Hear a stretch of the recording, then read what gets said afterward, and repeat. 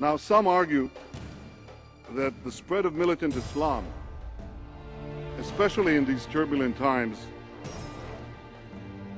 if you want to slow it down, they argue, Israel must hurry to make concessions, to make territorial compromises. And this theory sounds simple. Basically, it goes like this: leave the territory and peace will be advanced. The moderates will be strengthened, the radicals will be kept at bay, and don't worry about the pesky details of how Israel will actually defend itself. International troops will do the job. These people say to me constantly, just make a sweeping offer and everything will work out.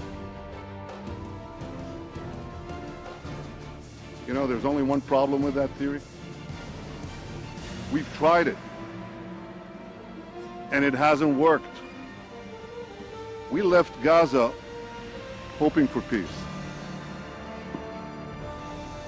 We did freeze the settlements in Gaza. We uprooted them. We did exactly what the theory says. Get out, go back to the 1967 borders, dismantle the settlements. And I don't think people remember how far we went to achieve this. We uprooted thousands of people from their homes. We pulled children out of their schools and their kindergartens.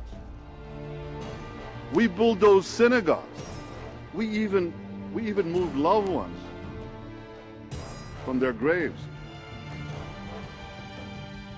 And then, having done all that,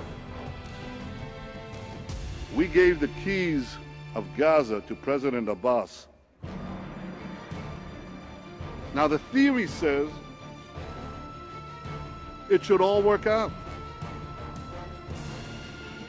And President Abbas and the Palestinian Authority now could build a peaceful state in Gaza.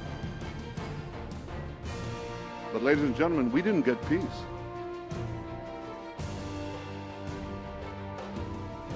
We got Iran, which through its proxy Hamas promptly kicked out the Palestinian Authority. The Palestinian Authority collapsed in a day, in one day. President Abbas just said on this podium that the Palestinians are armed only with their hopes and dreams. Yeah, hopes, dreams, and 10,000 missiles and Grad rockets supplied by Iran, not to mention the river of lethal weapons now flowing into Gaza from the Sinai, from Libya, and from elsewhere. Thousands of missiles have already rained down on our cities. So, you might understand that given all this, Israelis rightly ask, what's to prevent this from happening again in the West Bank? Hezbollah and Hamas fired thousands of rockets against our cities from the very territories we vacated. Israelis remember the bitter lessons of Gaza. Many of Israel's critics ignore them. They irresponsibly advise Israel to go down this same perilous path again. You read what these people say and it's as if nothing happened. Just keep repeating the same advice, the same formulas, as though none of this happened. And these critics continue to press Israel to make far-reaching concessions without first assuring Israel's security. They praise those who unwittingly feed the insatiable crocodile of militant Islam as bold statesmen.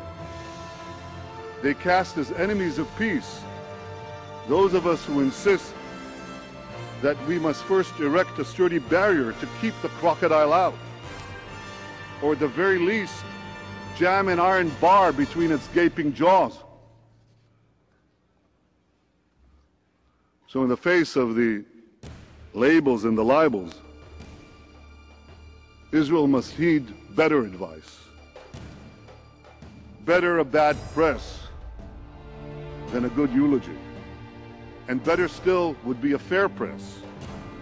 whose sense of history extends beyond breakfast, and which recognizes Israel's legitimate security concerns.